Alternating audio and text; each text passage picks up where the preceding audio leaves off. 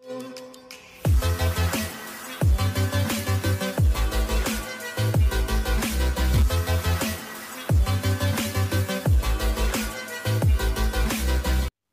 जय हिंद।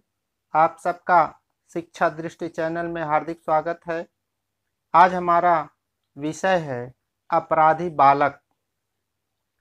क्या है अपराधी बालक, क्या होती इनकी विशेषताएं और कौन कौन से अपराधी बालकों की श्रेणी में आते हैं, उनके क्या लक्षण होते हैं और विद्यालय के द्वारा, शिक्षक के द्वारा अपराधी बालकों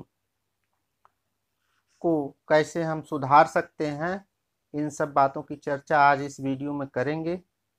बहुत ही महत्वपूर्ण टॉपिक है ये, परीक्षा की दृष्टि से प्रश्न इसमें से आते हैं, हमको ध्यानपूर्वक देखना है। जो अपराधी बालक होते हैं उनके क्या परिभाषाएं हैं, किनको हम रखते हैं, उस पर हम थोड़ा चर्चा कर लेते हैं। अपराधी बालक, जिसको हम अंग्रेजी में डेलिक्वेंट चाइल्ड बोलते हैं, जब कोई बालक सामाजिक रूप से, आर्थिक रूप से, नैतिक या शैक्षणिक नियम का उल्लंघन करता है तो उसके इन व्यवहार को हम बाल अपराध तथा उस बालक को अपराधी बालक कहते हैं। ध्यान देना है, जो सामाजिक व्यवस्था बनाई गई है, जो नैतिक व्यवस्था बनाई गई है, जो शैक्षिक व्यवस्था और उसके नियम बनाए गए हैं, यदि उन नियमों का उल्लंघन बालक के द्वारा किया जाता है तो उस व्यवहार को हम बाल अपराध कहते हैं। और जो बालक ऐसा व्यवहार करता है, जो बालक इन उल्लंघन को करता है, इन नियमों को तोड़ता है, उसको हम अपराधी बालक कहते हैं। क्या क्या ये अपराध करते हैं, क्या क्या समस्याएं पैदा करते हैं, सामाजिक रूप से, पारिवारिक रूप से, विद्यालयी रूप में, जैसे चोरी करना, स्कूल से भाग जाना, घर से समय पर स्कूल के लिए निकलना किंतु स्कूल न जाकर, विद्यालय न जाकर कहीं और चले जाना, स्कूल में अनुशासनहीनता करना, कुर्सी में तोड़ना, ब्लैक बोर्ड पे खुरचना, दीवार खुरचना, फूल पत्ती जो कुछ फुलवारी है उन सबको नुकसान करना, विद्यालय में समस्या पैदा करना, कक्षा में साथियों के साथ आक्रामक व्यवहार करना या लड़ाई झगड़े करना, अपने मित्रों के साथ मारपीट करना, ये सब बाल अपराध के उदाहरण हैं। तो ये सब ऐसे क्रियाकलाप हैं जिनको हम बाल अपराध के अंतर्गत रखते हैं। इन बाल अपराधियों के क्या क्या गुण होते हैं, क्या इनकी विशेषताएं होती हैं, इसको भी हम जान लेते हैं।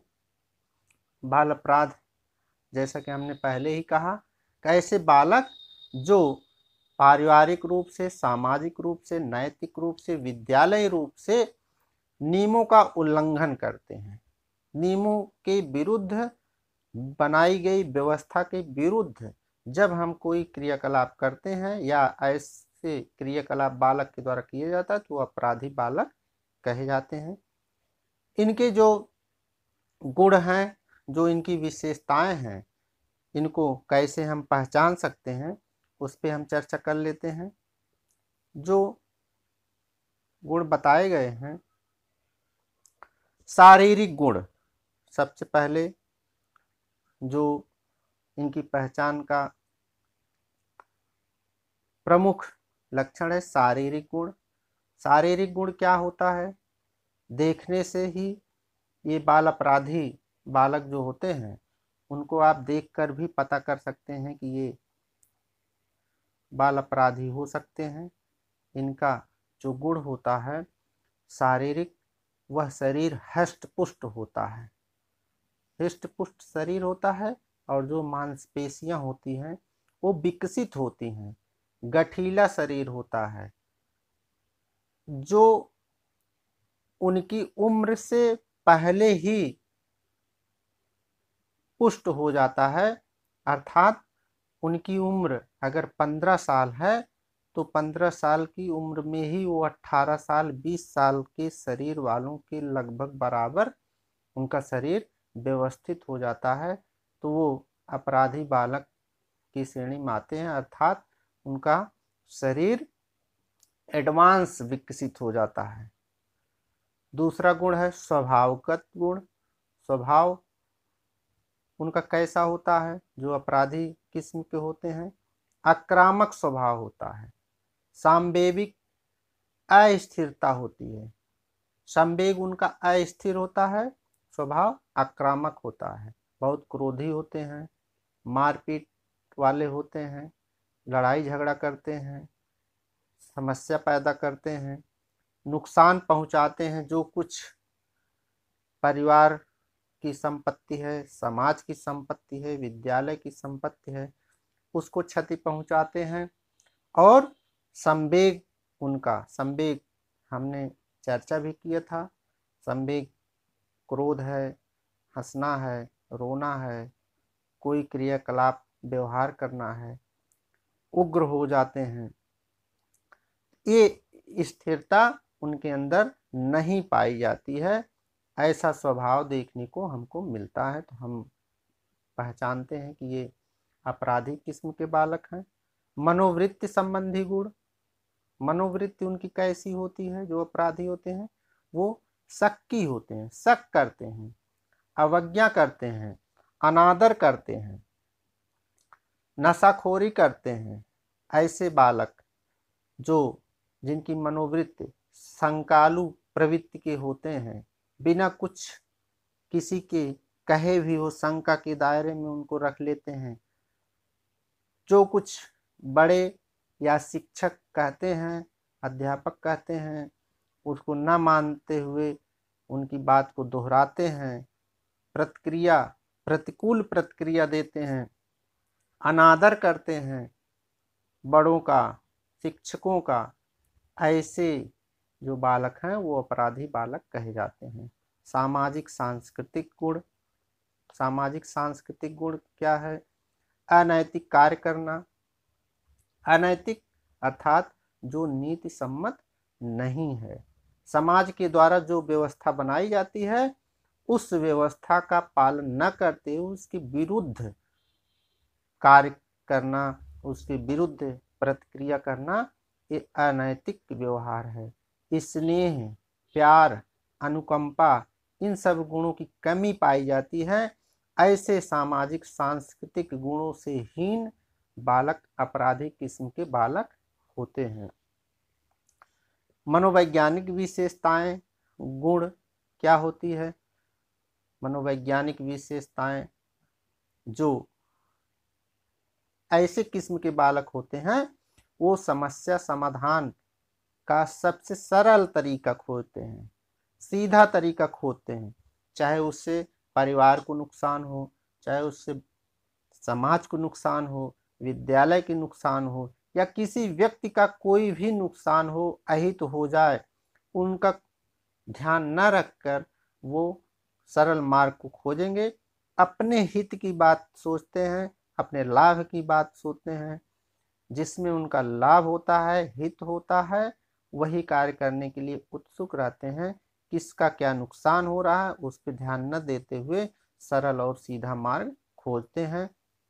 ये अपराधी बालकों के गुण होते हैं, उनकी पहचान है। हम इन अपराधी बालकों को पैदा करने वाले कौन कौन से कारक हैं उस पर अगर ध्यान दे दें तो स्वाभाविक है कि इन समस्याओं से हम निजात पा सकते हैं। जिद्दी स्वभाव, स्वार्थी स्वभाव और बहिर्मुखी स्वभाव वाले भी ये बालक होते हैं। ऐसे बालक के अंदर बौद्धिक क्षमता का अभाव पाया जाता है। वो बौद्धिक रूप से तेज तो होते हैं, लेकिन जो क्रिया अनुकूल करनी चाहिए, अनुकूल व्यवहार करना चाहिए, वो अनुकूल व्यवहार न करके समाज के प्रतिकूल व्यवहार करते हैं। अपराधी प्रवृत्ति वाले जो ऐसे बालक होते हैं वो यौन अपराधों में भी लिप्त रहते हैं। ये 14 से 18 वर्ष के ऐसे बालक इसके अंतर्गत रखे जाते हैं। काफ़ी अच्छी शारीरिक स्थिति होती है, हड्डी मांसपेशियां मजबूत होती है। हमने पहले ही बताया कि अपने उम्र के सामान्य बालकों से अधिक विकसित होने के कारण आक्रामकता दिखाते हैं, दूसरे को नुकसान पहुंचाते हैं, क्षति पहुंचाते हैं, मारपीट करते हैं। ऐसे बालक अपराधी गुण वाले, स्वभाव वाले, व्यवहार वाले होते हैं। हम कौन कौन से कारक हैं जो बाल अपराध को प्रभावित करते हैं, बाल अपराध को बढ़ावा देते हैं, उस पर ध्यान देते हैं। बाल अपराध के कारण या बाल अपराध किन के द्वारा होता है, ऐसे कौन कौन से कारक हैं, ध्यान देते हैं। इसमें 2 कारक पाए जाते हैं बाल अपराध के। एक जैविक कारक होते हैं और दूसरा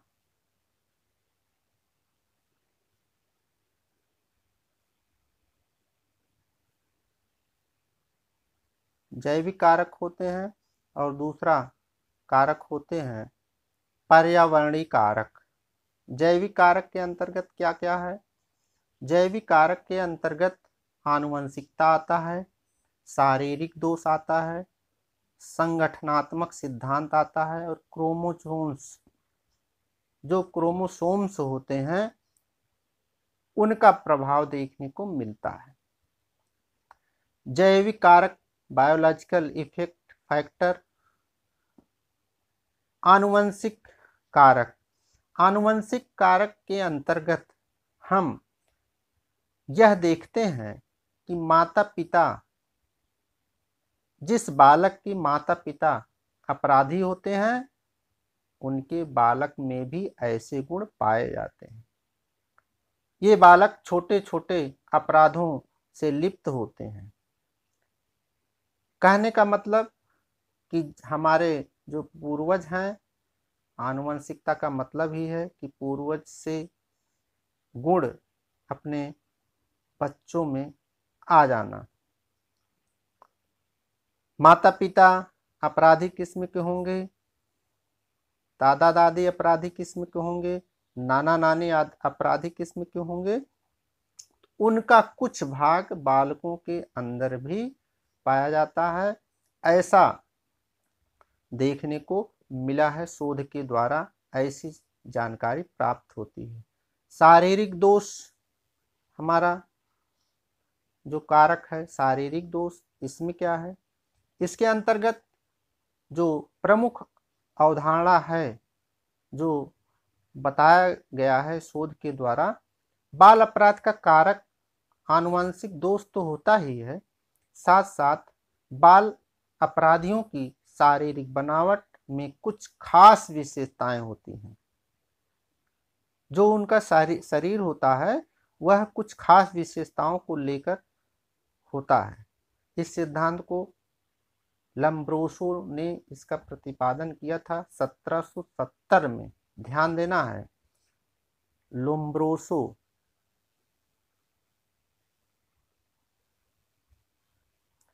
लोम्ब्रोसो 1770 में लोम्ब्रोसो ने शारीरिक दोष या शरीर की रूपरेखा को ध्यान में रखकर हम भविष्यवाणी कर सकते हैं।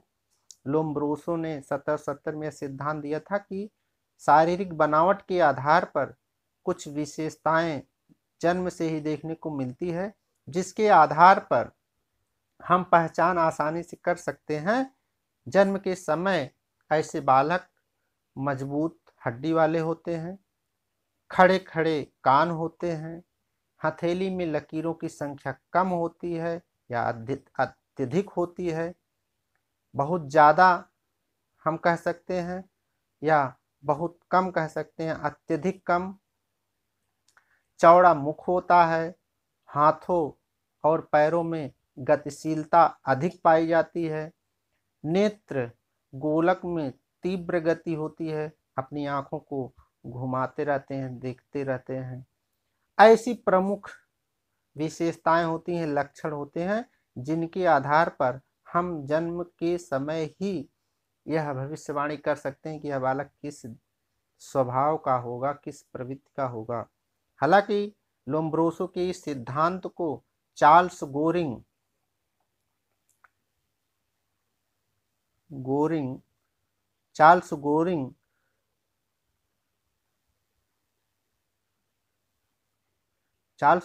ने गलत साबित कर दिया।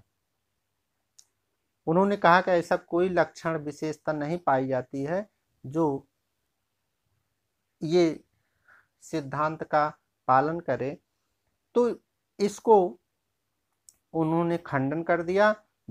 तीसरा कारक है शरीर गठनात्मक सिद्धांत। शरीर गठनात्मक सिद्धांत विलियम शेल्डन ने इसका प्रतिपादन किया था।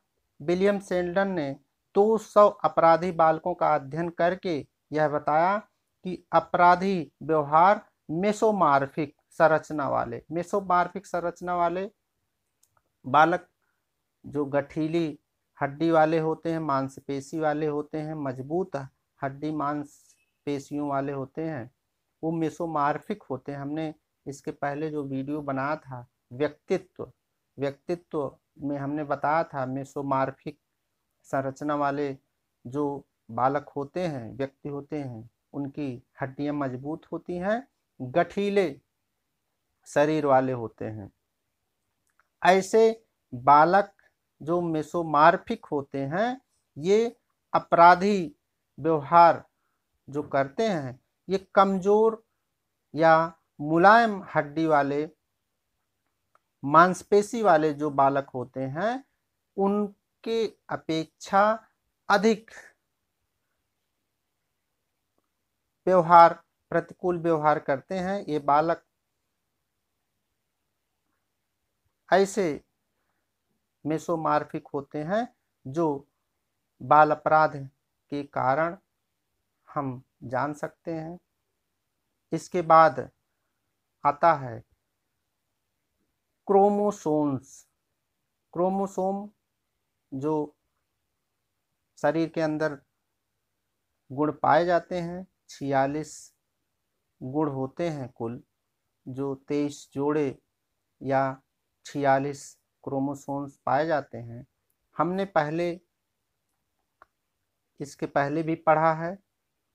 XYY क्रोमोसोम्स जो होते हैं, मनुष्य के अंदर 23वें जोड़े जो होते हैं, लास्ट के 23 जोड़ों को आनुवंशिक क्रोमोसोम्स कहा जाता है।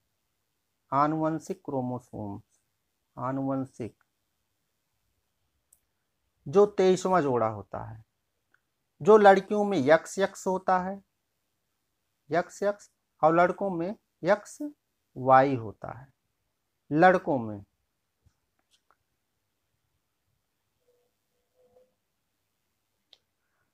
अब इसमें क्या होता है, कुछ बालकों में अतिरिक्त एक Y और हो जाता है।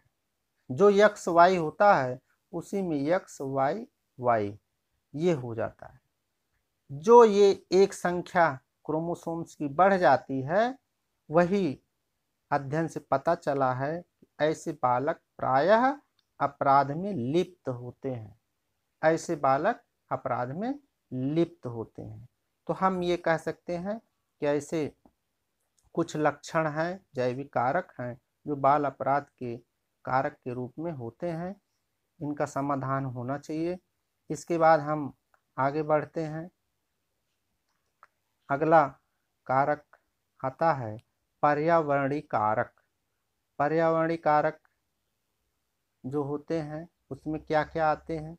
माता पिता द्वारा तिरस्कार एवं दोषपूर्ण अनुशासन। माता पिता कई बार हमको देखने को मिलता है घरेलू अनुशासनात्मक परिवेश के कारण भी बालक अपराधी हो जाते हैं। ग्रिस्ट एवं वेल्स, ये दो मनोवैज्ञानिक रहे हैं, ग्रिस्ट एवं वेल्स। ध्यान देना है।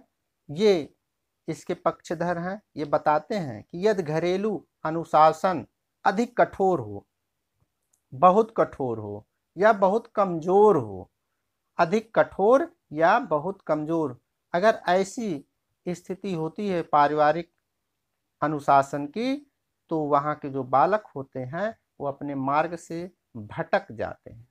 बहुत कठोर अनुशासन भी गलत है या बहुत कमजोर अनुशासन भी गलत है। परिवार का अनुशासन इस प्रकार नहीं होना चाहिए, बहुत कठोर हो या बहुत कमजोर हो, सामान्य होना चाहिए।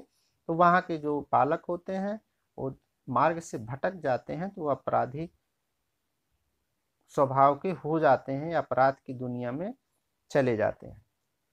परिवार के बाहर माता पिता का सीमित संबंध, ऐसा भी देखा गया है। परिवार के बाहर माता पिता अन्य लोगों के साथ संबंध सीमित दायरे में होता है, बहुत कम समय के लिए होता है। तो जब उनका संबंध कम होगा तो उनके जो बालक होंगे वह भी बाहर की दुनिया से ज़्यादा संबंधित नहीं होते हैं, ज़्यादा समझ नहीं पाते हैं। ऐसे बालक जिनके माता पिता बाहरी दुनिया से संबंध कम रखते हैं या परिवार के बाहर के व्यक्तियों से संबंध कम रखते हैं, ऐसे बालक दिशाहीन होकर, प्रायः दिशाहीन होकर मार्ग से भटक जाते हैं। मार्ग पे चलने के बजाय, सही मार्ग पे चलने के बजाय अपराध के मार्ग पर चलने लगते हैं। एक मनोवैज्ञानिक हैं वेहलर तथा उनके सहयोगियों का मानना है कि बालक की माताओं का पास पड़ोस से मधुर संबंध नहीं होता है, उनका अपने बच्चों पर नियंत्रण नहीं रह जाता, ऐसे बालक अपराधी स्वभाव के हो जाते हैं। तीसरा पर्यावरणीय कारक है घरेलू वातावरण का अपराधी होना। घरेलू वातावरण किसी भी बालक के अपराधी बनने में घरेलू वातावरण भी प्रभाव डालता है। घरेलू वातावरण उचित अगर नहीं है तो बालक आंतरिक रूप से बिखर जाते हैं। लगातार माता पिता से अनबन बनी रहती है, अलगाव, संबंध विच्छेद, मृत्यु, कैद इत्यादि के कारण यदि अस्थिर पारिवारिक वातावरणीय परिस्थितियां उत्पन्न होती हैं तो बच्चे को बुरी लत लग जाती है। ऐसे अव्यवस्थित अस्थिर वातावरण उनको प्रभावित करते हैं और अंत में ऐसे बालक अपराध की दुनिया में अपना पैर पसारना प्रारंभ कर देते हैं। दोषपूर्ण घरेलू अनुशासन, घरेलू वातावरण, ये सब हमने पहले भी अनुशासन के विषय में बताया कि कठोर, ज़्यादा कठोर नहीं होना चाहिए, न ज़्यादा कमज़ोर होना चाहिए। अगर ऐसा अनुशासन स्थापित होता है तो निश्चित रूप से बालक दिशाहीन होंगे, अपने मार्ग से भटक जाएंगे।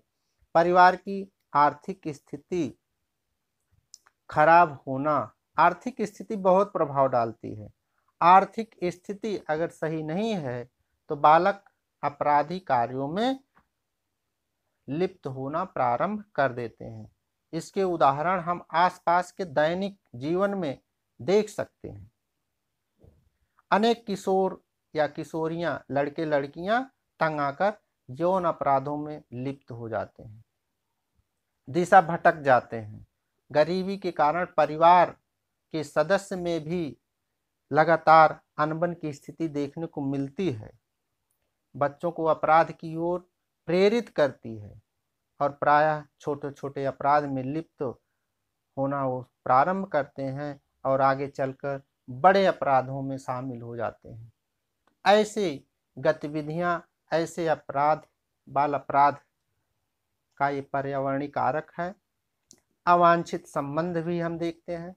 अनजाने बालकों में दोस्ती जो होती है, जब अपराधी प्रवृत्ति वाले बालकों से हो जाती है तो उनकी पृष्ठभूमि ऐसे बालकों के साथ हो जाती है तो स्वयं अपराध की ओर बढ़ जाते हैं।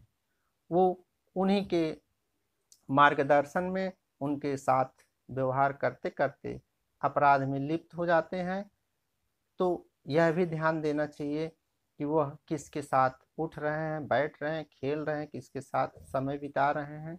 ऐसे बालक 66% शोध में पाया गया है कि बालक अपराध कार्य अन्य बालकों के संगति में आकर करते हैं।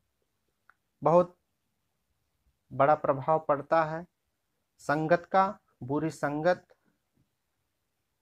बालकों को अपराध की दुनिया में ले जाती है, सत्संगत बालक को सही दिशा में ले जाती है। स्कूल का दोषपूर्ण जो वातावरण है वह भी बालकों को प्रभावित करता है, बाल अपराध का प्रमुख कारण माना जाता है।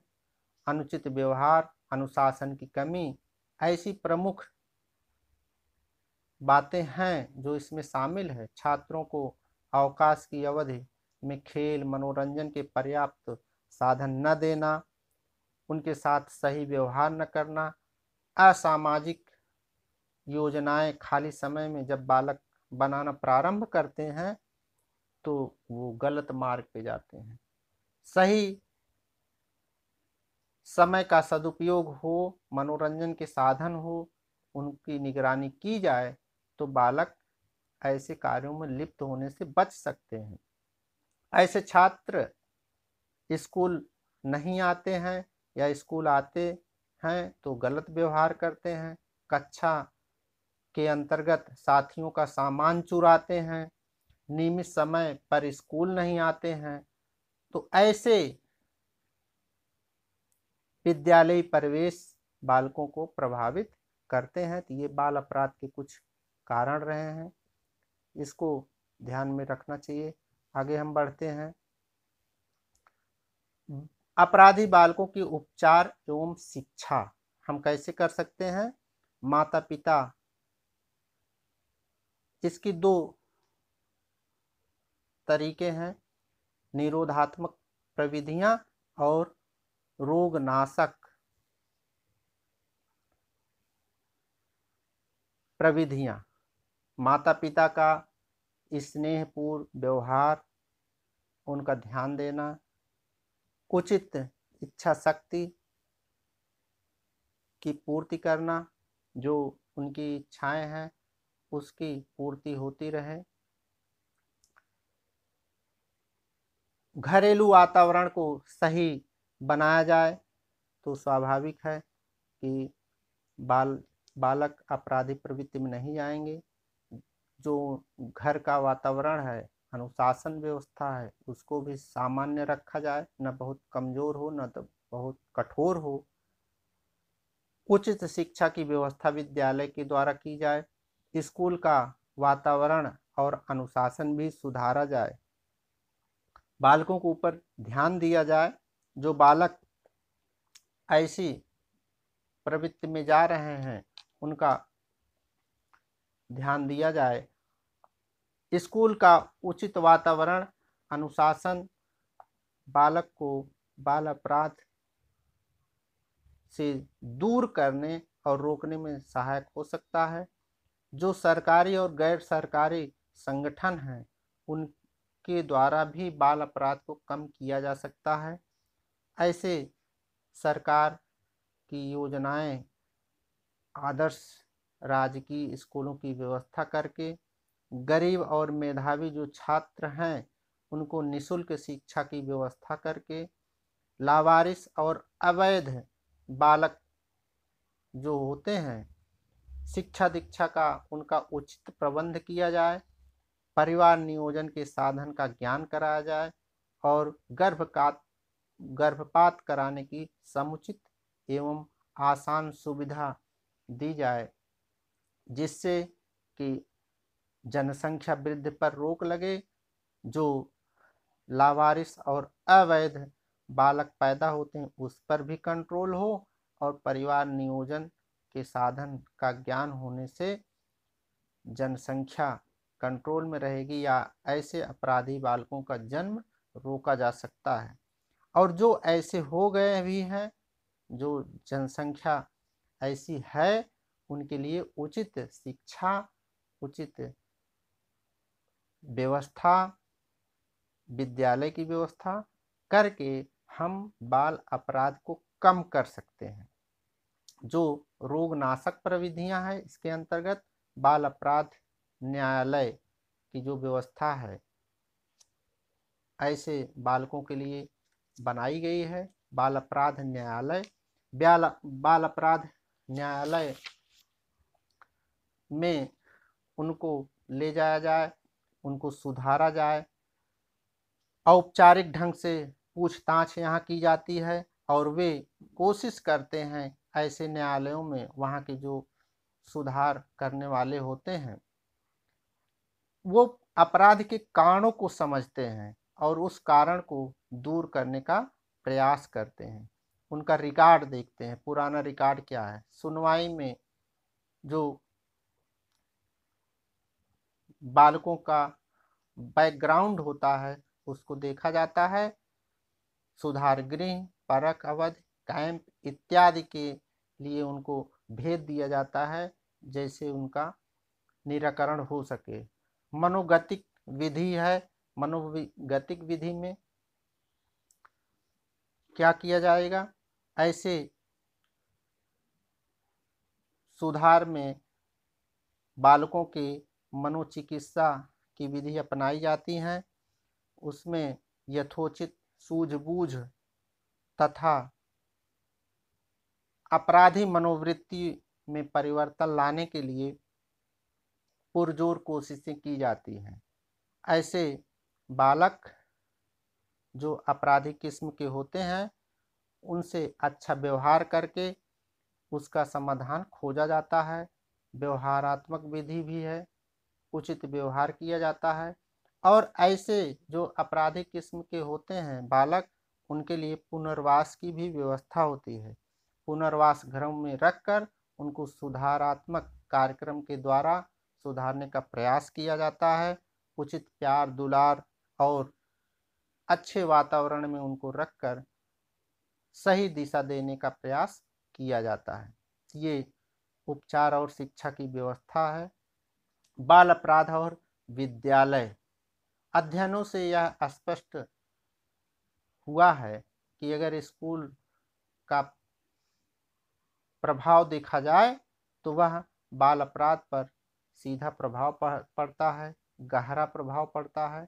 शिक्षा के द्वारा हम कुछ बिंदुओं पर अगर ध्यान दें, कुछ सुझावों पर अमल करें तो काफ़ी हद तक बाल अपराध को कम किया जा सकता है।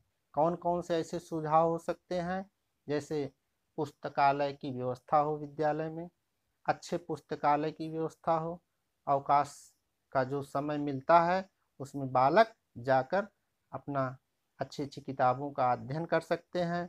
मनोरंजन के पर्याप्त साधन विद्यालय में होने चाहिए। पार्क हो, तैरने के लिए पूल हो, खेल कूद का मैदान हो, पर्याप्त स्थान हो, साधन होना चाहिए।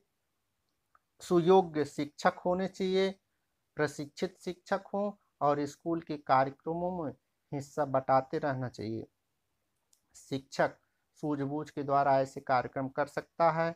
आवासीय स्कूल की व्यवस्था हो विद्यालय में, छात्र और शिक्षक एक साथ रहें तो निश्चित रूप से कि उनका व्यवहार सुधार होता रहेगा। नैतिक शिक्षा देने की पूरी व्यवस्था होनी चाहिए विद्यालय में। शिक्षक के द्वारा नैतिक शिक्षा का पाठ पढ़ाया जाना चाहिए। छात्र को उनकी रुचि के अनुसार, उनकी क्षमता योग्यता के अनुसार शिक्षा देने की व्यवस्था होनी चाहिए। समय समय पर शिक्षक, अभिभावक और विद्यालय या शिक्षक और अभिभावक का सम्मेलन होना चाहिए, मीटिंग होनी चाहिए, जिसको हम टीचर्स पेरेंट्स मीटिंग कहते हैं, जिससे उनकी कमियां, उनकी उपलब्धियां एक दूसरे से शेयर कर सकें, बता सकें। तो ऐसे सुझाव अगर होता है, विद्यालय की तरफ से पालन होता है, शिक्षक की तरफ से ऐसे सुझावों पर अमल किया जाता है तो निश्चित रूप से बाल अपराध को हम कम कर सकते हैं। इस प्रकार हम आज बाल अपराध क्या है, बाल अपराध के कौन कौन से कारण हैं, बाल अपराधी बालक जो होते हैं उनकी क्या गुण हैं, क्या विशेषताएं हैं, और शिक्षा के द्वारा, विद्यालय के द्वारा बाल अपराध कैसे कम किया जा सकता है, इसकी चर्चा हम इस वीडियो में किए हैं। आप वीडियो को पसंद कर रहे हैं, चैनल को पसंद कर रहे हैं, इसको आगे बढ़ा रहे हैं। आप सबका बहुत बहुत धन्यवाद, आभार।